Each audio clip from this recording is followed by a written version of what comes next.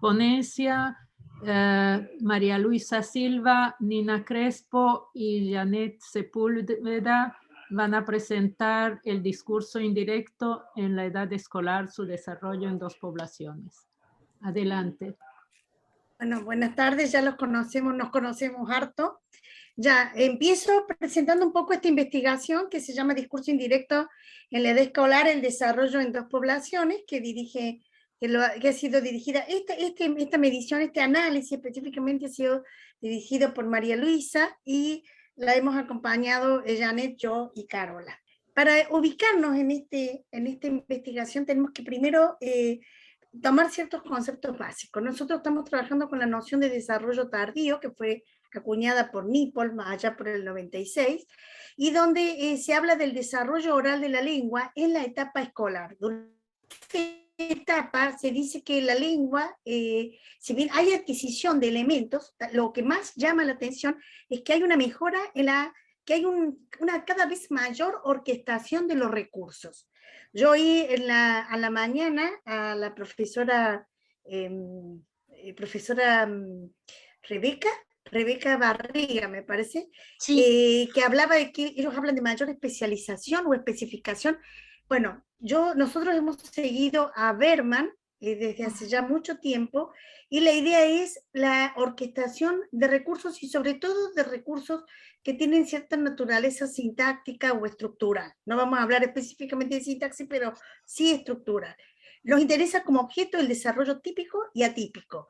Si vamos a comparar niños con desarrollo típico y niños que tienen trastorno específico del lenguaje, o también llamado trastorno del desarrollo del lenguaje, que es un trastorno que el niño nace con ese problema, le cuesta adquirir el habla y va, ¿no es cierto?, llevando este problema durante su vida. No me voy a avanzar más en él. Pienso que con la presentación de Alejandra esta mañana, más o menos todos sabemos que es más o menos cómo es esta población. ¿Y qué le hemos pedido a estos niños? A estos niños les hemos pedido que construyan una narración. Voy a decirles que esta muestra es una muestra que nosotros tenemos ya desde hace muchos años y la vemos de una forma, de otra, porque la verdad que nos costó mucho armarla, pero además porque siempre uno mira las muestras y siempre tienen más datos y más datos. Entonces nosotros vimos un elemento en la construcción de la narración que era concretamente el discurso indirecto.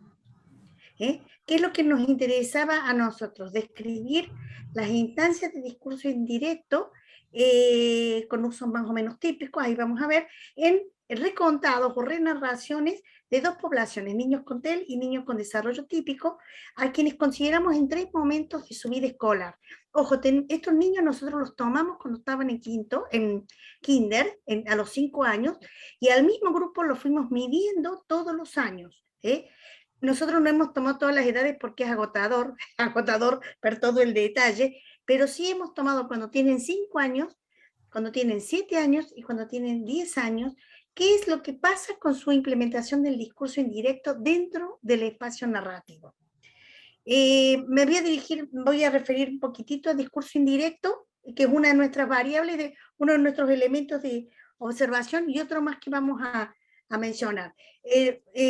Ya Marta Giro nos presentó en un trabajo, en un artículo que escribió hace mucho tiempo, sobre una serie de instrumentos, herramientas que usan los narradores, especialmente los niños que narran, para, ¿no es cierto?, incorporar los pensamientos y de esas modalidades.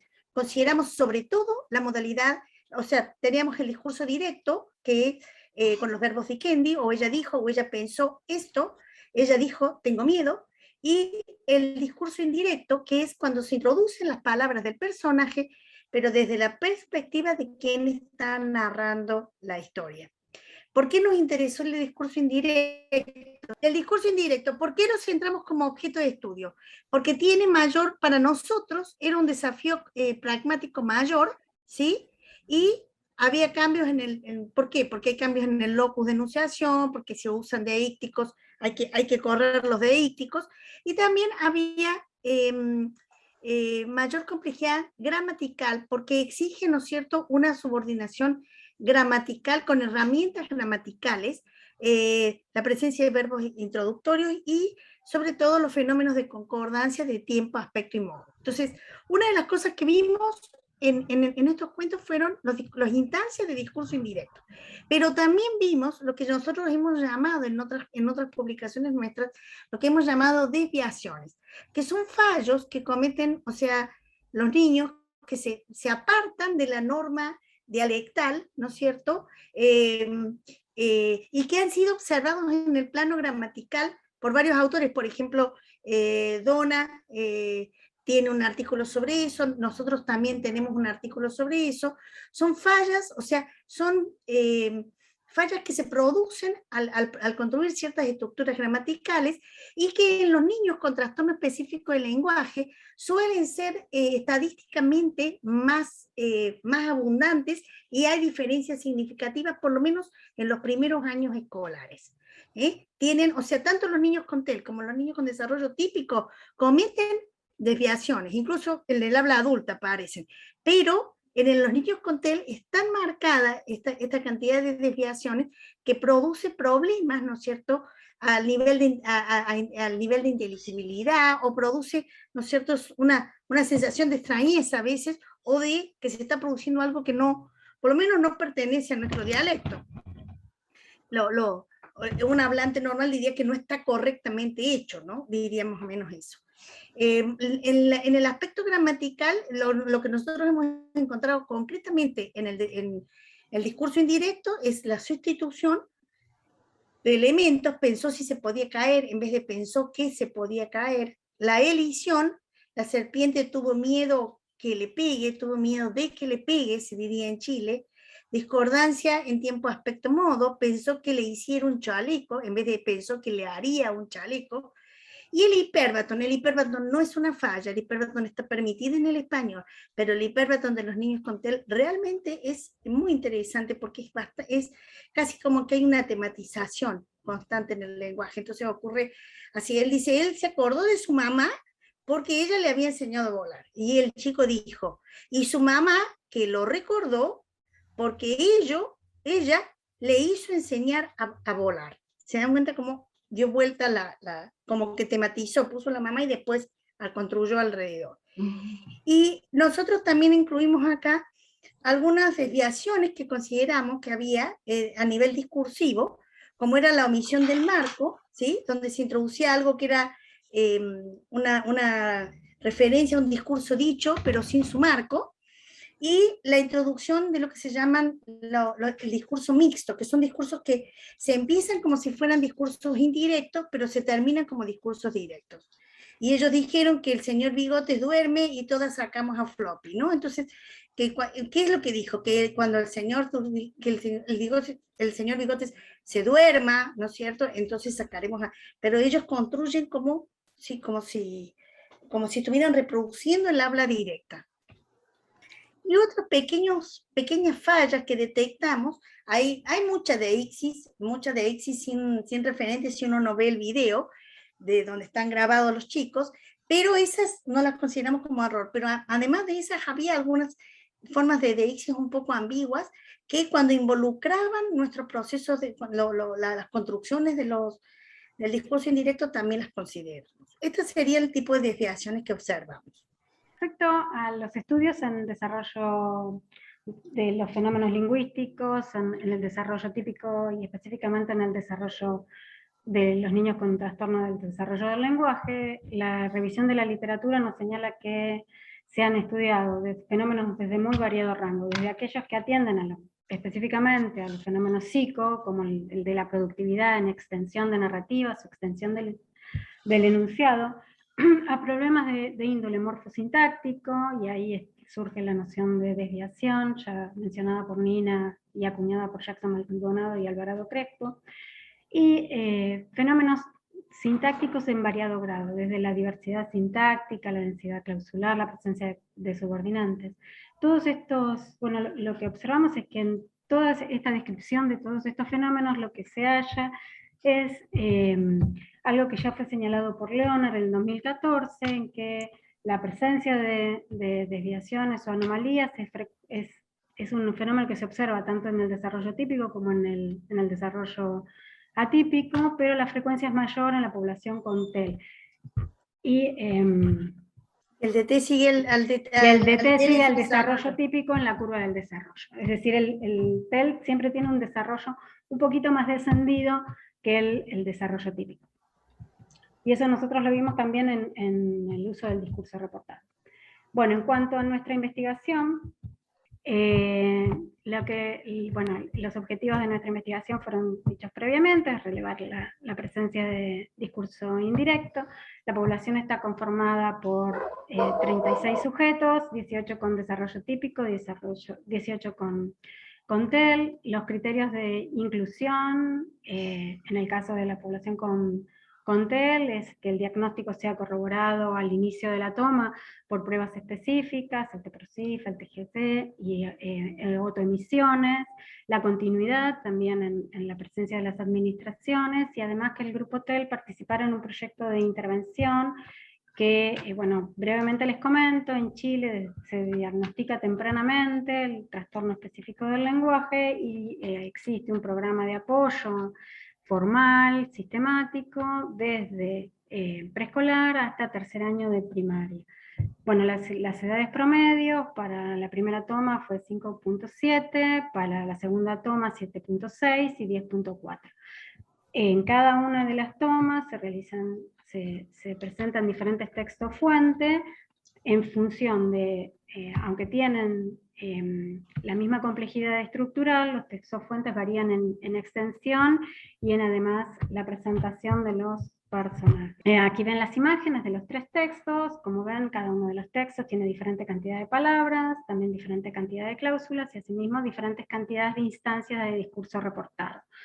La cantidad de instancias de discurso reportado, lo que queremos señalar es que no las tomen como presentación de estímulos para ser recuperados por memoria, porque esa no es la tarea, sino que la tarea es que sean las instancias de recurso reportado como instancias de reconocimiento de presencia de dichos o pensamientos de los personajes. ¿Sí? Bueno, los criterios de análisis. Bueno, el primer criterio de análisis es reconocer cuáles son las instancias de discurso indirecto. Son secuencias discursivas que están delimitadas por las presencias de verbo de decir o de pensar. Y no se contabilizaron las instancias truncas.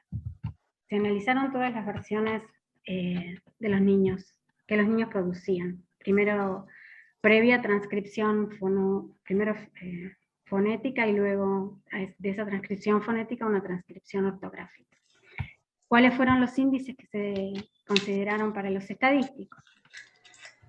Bueno, primero se calculó un índice de productividad de discurso indirecto. En ese índice de productividad de discurso indirecto se contabilizaron para cada niño la cantidad de instancias de discurso indirecto, en una relación de razón con la cantidad de cláusulas de la renarración por 100. Eso daba un índice, y en ese índice estaban involucradas tanto las secuencias de discurso indirecto formuladas a partir de las instancias de discurso reportados que proveía el texto fuente, como aquellas que los niños creaban libremente. Y por el otro lado, también se contabilizó un índice de desviaciones de discurso indirecto, es decir, las desviaciones según la categorización previa que les comentó Nina, y este indicador se estableció a partir de la cantidad de desviaciones, con una razón sobre el total de instancias de discurso indirecto por 100. Como ven, bueno, hay instancias de discurso indirecto típico y instancias de discurso indirecto con desviaciones. No se las voy a leer, en todo caso, si quieren las vemos después, porque ya fueron presentadas las categorizaciones por Nina, y vamos a los resultados. Lo que se observan en los resultados es, en esta instancia evolutiva, es que al inicio, tanto los niños de 5 años, tanto de las dos poblaciones, TDD y TEL, presentan un índice bajo, pero recuerden también que las instancias que eran formuladas eran bajas de los textos fuentes. Y lo que se observa sí es una subida creciente de la productividad de instancias de DI, incluso la población TEL supera la media de productividad del grupo de T. No obstante, ese incremento a meseta hacia los 7 años sí tiene un leve descenso hacia los 10, aunque a los 10 años la media de productividad de ambos grupos es muy semejante. Como pueden ver, es una media de casi 11 a un 13 de índice de productividad de toda la población. Entonces lo que nos está señalando es algo semejante a lo que habíamos observado, lo que había señalado Leonard en la curva de evolución. En cuanto al índice de desviaciones, también lo que resulta llamativo es la diferencia al inicio de la cantidad o sea, la gran frecuencia de desviaciones, tanto en la población de T como TEL, aunque también lo que vemos es que la diferencia es importante, no calculamos el índice de significatividad de esa diferencia. A los 7 años, en ambos casos, se produce como un quiebre, ¿no? que marca un descenso abrupto en la cantidad de desviaciones, y hacia los 10 años lo que sí se observa es un descenso notorio en ambas poblaciones. Incluso, como señaláramos previamente, se asemeja mucho el índice de desviaciones en tanto la población TEL como la población de TEL. Ahora, si observamos la densidad de instancias de inserción de discurso indirecto en las dos poblaciones, lo que se observa y que resulta llamativo es que mientras que a los 5 años tenemos una concentración de frecuencia poblacional, tanto en la población de desarrollo típico como en la población con TEL, de omisiones de DI, hacia los 10 años no hay producción de renarraciones sin DI, es decir, y se observa un incremento también de frecuencia en la densidad instancias mayores a 6, es decir, los niños tienden a introducir en sus renarraciones con alta frecuencia discurso indirecto. Es decir, parece que se consolida la orquestación del discurso indirecto como un recurso que es muy eficiente para la construcción de renarración. Bueno, ¿qué es lo que hemos observado? Acuérdense que estábamos buscando el uso del DI cuando se construye, la del discurso indirecto cuando se construye el cuento. Ya advertimos que los cuentos son estímulos, pero nosotros no esperamos que los chicos reproduzcan los estímulos que hay en el cuento, los registramos para que estén, pero en realidad los chicos han creado mucho más que lo que el cuento le daba, o han creado cosas distintas. Es decir, si nosotros viéramos la proporción de discurso indirecto propio, veríamos que es bastante alto, no siguen tanto la estructura como pareciera, aunque sí, o sea, cuentan el cuento, eso sí, pero no hay tanta influencia como pareciera. Hay que señalar que DT supera a TEL en todas las instancias, pero sí se observa un patrón evolutivo distinto en TEL respecto de DT, y es ese incremento que se da, ¿no es cierto?, en el uso del discurso indirecto hasta los 7 años, que después, ¿no es cierto?, avanza hacia, y ya no sigue subiendo, sino que continúa, ¿no es cierto?, casi en una meseta, que indicaría de alguna manera, nosotros pensamos que esto está indicando la incidencia que tiene el apoyo extraescolar, el apoyo de los talleres que apoyan a estos niños y que solamente duran hasta que ellos cumplen 8 años. Entonces, realmente se ve que estos talleres los ayudan a madurar, pero después, al quedar solos o sin apoyo, se mantienen, ¿no es cierto?, de una manera estable. Esa es nuestra hipótesis. Hay una diferencia notable, en cuanto a las desviaciones, hay una diferencia notable en TEL y DT cuando estos tienen 7 años, pero esta se va disminuyendo. Es decir, que los niños con TEL van acercándose cada vez más a la manera, ¿no es cierto?, en que hablan sus pares con DT. Bueno, lo que observamos nosotros es que pareciera la descripción de Leonard adecuarse a la productividad, pero no sí al patrón de disminución, ¿sí? O sea, parece comprobarse en ciertas instancias, pero no totalmente. O sea, como que la hipótesis de Leonard debería ajustarse. Lo que sí observamos, como señalamos precedentemente, es que el DI funciona, es un recurso muy potente, narrativo, y se consolida hacia los 10 años. Respecto a de los dos grupos, se observa el incremento de los usos de discurso indirecto, mientras disminuyen las desviaciones, es decir, esto parecería ir en paralelo, la productividad y el descenso, o sea, el ajuste en la orquestación, pero sin embargo la lógica de la evolución es diferente, o sea, la lógica en la disminución pareciera ser como la describe Leonard, pero no así la de la productividad, que creemos que también debemos como refinar, y la idea es poder analizar las instancias medias, ¿no? Porque también hay tomas de los niños a los 6 y a los 8. Bueno, y finalmente lo que creemos es que esta diferencia en la productividad puede obedecer al apoyo sistemático que, como les mencioné precedentemente, es una característica del sistema educativo chileno, ¿no? El poseer el diagnóstico temprano y el acompañamiento formal hasta tercer grado para todos los niños con TEL dentro del sistema escolar. Bueno, estos no son nuestros mails, si hay consultas, y bueno, y lo que les quería comentar es que, bueno, que este trabajo con análisis un poco más detallados acerca de cada uno, de la evolución de cada una de las desviaciones y de los usos de TEL, va a ser publicado prontamente en Signos, creo que en el número que sigue, así que bueno, y aquí está algo de las referencias que estamos trabajando.